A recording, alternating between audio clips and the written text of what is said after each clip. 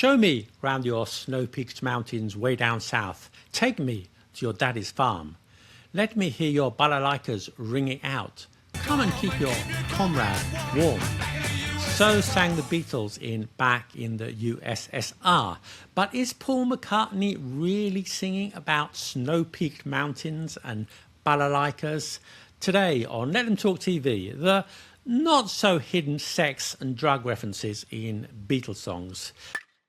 This video is sponsored by me. Read my book, Middlechester Chronicles and the Story of Idioms, a witty and satirical look at 347 English idioms and their origins, told through stories. Get the first chapter for free. Link in the description. And when I touch you, I feel happy inside. Sometimes the songs got banned and sometimes nobody noticed, or at least turned a blind eye. The Beatles' early records in particular came out at a time when the BBC had a virtual monopoly of music played on the radio and most TV too, and they wouldn't permit any hanky-panky. But in true British tradition, the Beatles got round censorship with a liberal sprinkling of innuendo, suggestion, double entendres and cheeky glances. So, for example, where is John casting his eyes in the beginning of the video for Paperback Writer? And what's Paul looking at?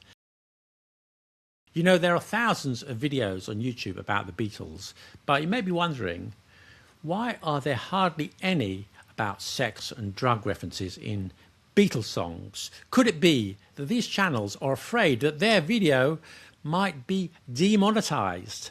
I, on the other hand, have no fear. I laugh in the face of demonetization. I tweak the nose of the YouTube algorithm. So join me as we scrutinize the Beatles' lyrics, and you'll finally hear their songs as you've never heard them before, and find out how two songwriters, two cocksure kids from Liverpool, full of piss and vinegar and an ear for a good tune, took on the British censors and won. In the song Girl, what are George and Paul singing in the background to John's lyrics? She's the kind of girl who puts you down when friends are there. To me, it sounds like tit, tit, tit, tit. Yet it got through the censors. And don't take my word for it, this is what Paul McCartney said. We were looking for a phrase, dit, dit, dit, dit, which we decided to change in our waggishness to tit, tit, tit, tit. And it gave us a laugh. If we could put in something that was a little bit subversive, then we would. George Martin would say, was that dit, dit or tit, tit you were singing? Oh, dit, dit, George. But it does sound a bit like that, doesn't it? Then we'd get in the car and break down laughing. British censorship was weird back in the 1950s and 1960s. As long as it wasn't too obvious, you could get away with naughty remarks. So a tradition emerged of sneaking in sexual references and double meanings, and the Beatles were steeped in this tradition. And I'm sure the Beatles were familiar with comedians and movies of that era, such as the popular Carry On movies. So good. There is news from Egypt that Ptolemy is trying to usurp Cleopatra. Trying to do what with her? Usurp her. Sounds positively revolting. Big breath, Eva. Yes, and I'm only 16. In 1960, Penguin Books were taken to court for publishing the supposedly obscene novel Lady Chatterley's Lover by D.H. Lawrence. If you read the book now, looking for something juicy and salacious, you'll be severely disappointed. But the book had sex scenes and used the F word. There was that famous quote from the lawyer of the prosecution who asked if the novel was something that you would even wish your wife or servants to read. Totally out of touch with Britain in the 1960s, and they lost the case. Are you going to put this book on the open shelves? Are you going to display it in the library? No, we shan't do that. Why not? The reason for that is that we don't want the book to fall into the hands of any unsuspecting people who might be shocked. but it just shows the environment the Beatles grew up in. You could be playful with the lyrics as long as it wasn't explicit. In the song Please Please Me, John Lennon sings, "Please please me like I please you." If you listen to the song, it's clearly about John asking his girlfriend to perform a sexual act upon him. Which act is that? Well, it rhymes with Horatio. And Lennon himself confirmed this in an interview in Playboy. "I was always intrigued by the double use of the word please. It can mean request, but it can also mean to satisfy." And McCartney explained in his book The Lyrics, John liked the double meaning of please. Yeah, please, you know, pretty please. Please have intercourse with me. He liked that, and I liked that he liked that.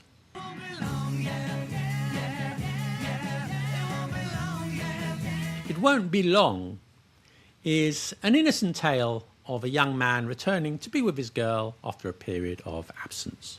Or is it?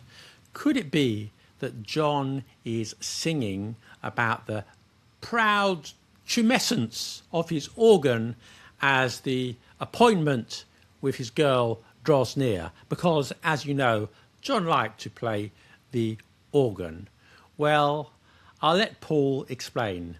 It won't be long till I belong to you. It was that same trip. We both like to try and get a bit of double meaning in, so that was the high spot of writing that particular song. She's shown me her room, isn't it good? Norwegian Wood. The song Norwegian Wood is full of innuendo and double meaning. John Lennon sings, "Isn't it good? Norwegian Wood." Or does he? What he's really singing is, "Isn't tit good? Norwegian Wood." And much to their amusement, no doubt the censors didn't notice. Side note here, the song is about an affair John Lennon had while in London. The song was banned in South Korea until 1993 for its indecent lyrics.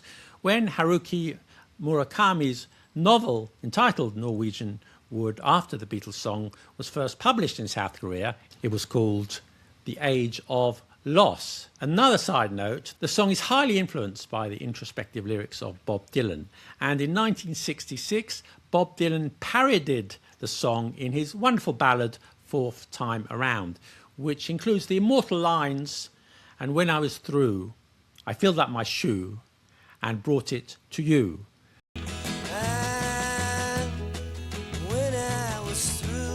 I filled up my shoe and brought it to you. This is Dylan impersonating the Beatles, copying Dylan, and it's hilarious. Day Tripper was released as a single in 1965 and it reached #1 in the UK. How it passed the censors, I'll never know. What are they singing here? She's a big teaser. She took me half the way there. She's a big teaser. Is it "she's a big teaser" or "she's a prick teaser"? And Trip is a reference to a psychedelic drug experience.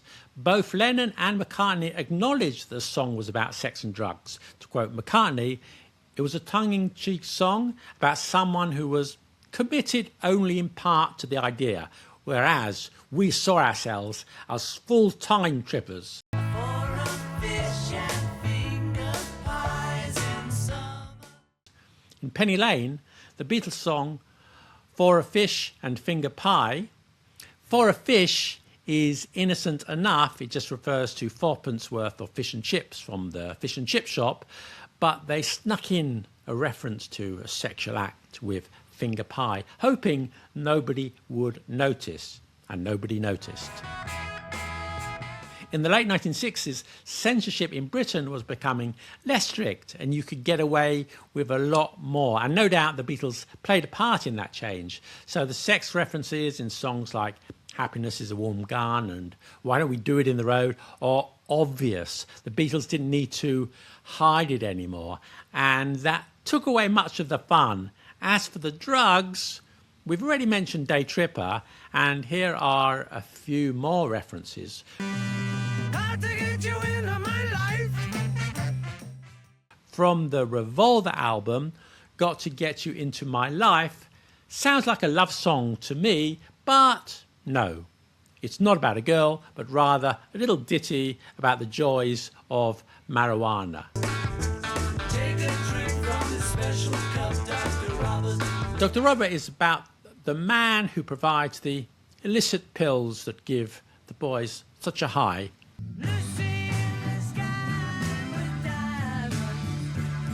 In Sgt. Pepper's, the psychedelic Lucy in the Sky with Diamonds, the first letters of Lucy, Sky, Diamonds spell LSD. And of course, Henry the Horse dances the waltz. Being for the benefit of Mr. Kite, John sings, of course, Henry the Horse dances the waltz. Henry and horse were two slang terms for heroin, and the song got banned by the BBC. John denies it's a drug reference, and much of the lyrics of the song is based on a poster John had in his house, but the name of the horse in the poster is Xanthus, not Henry. A Day in the Life was also banned by the BBC for a drug reference. The line in question was, I love to turn you on.